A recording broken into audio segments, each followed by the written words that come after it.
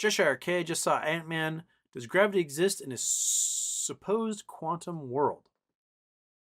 I mean, at the quantum level, static charges are way more powerful than gravity would ever be. But they would have to ignore pretty much all of science to be able to create their quantum world. So think about it, right? You are made of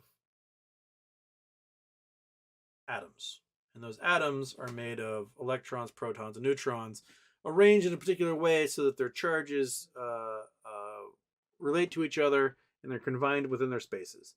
Now, there is a whole bunch of space inside an atom. You got the nucleus with the protons and neutrons, and that's a pretty dense little guy.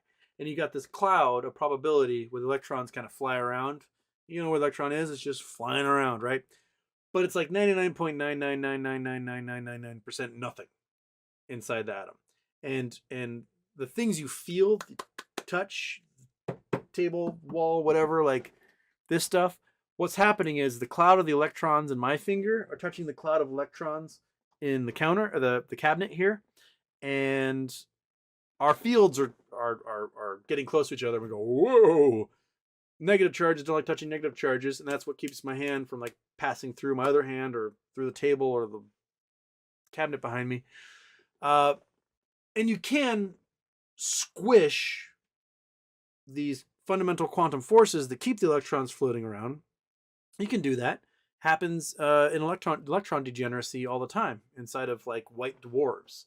So when our sun dies 4.5-5 billion years from now, the envelope of the sun will kind of, eventually burn off in outer space in the carbon core. So all that hydrogen and helium that was fusing gets packed into this dense hydrogen core that could be, 50% the mass of the entire sun was at one time.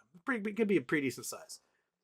It's so dense that gravity is taking over and pulling everything and squishing those electrons down closer and closer to the protons around the nucleus, and it's really dense. I mean, like we're talking something that's probably about the size of planet Earth that weighs 50% of the sun today.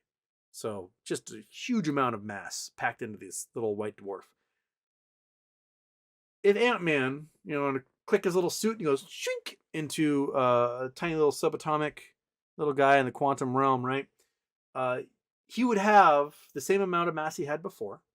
So he'd be a human man, 5'10", 175 pounds or whatever.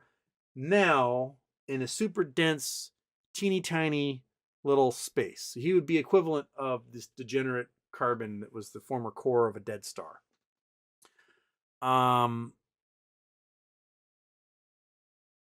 My guess is that it would cause the explosion of pretty much every compound in his body, and there'd be no more carbon chains existing. He would just be that would be a tiny little thing.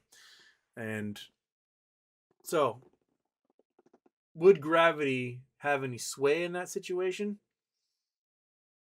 I don't think that little would notice much beyond that point.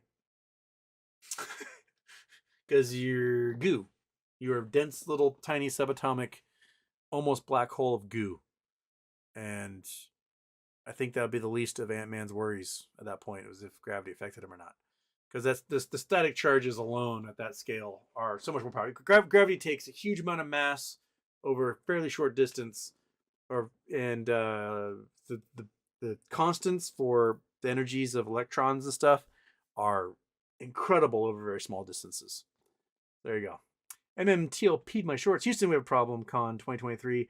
Meet at Bainbridge. Use your gift certificates. Side mission. Get Bainbridge to name a beer after Rose after she wins. Well, Russ did go to school in Florida.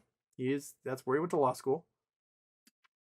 So maybe we can have a beer named after the observant Muslim woman who doesn't drink, but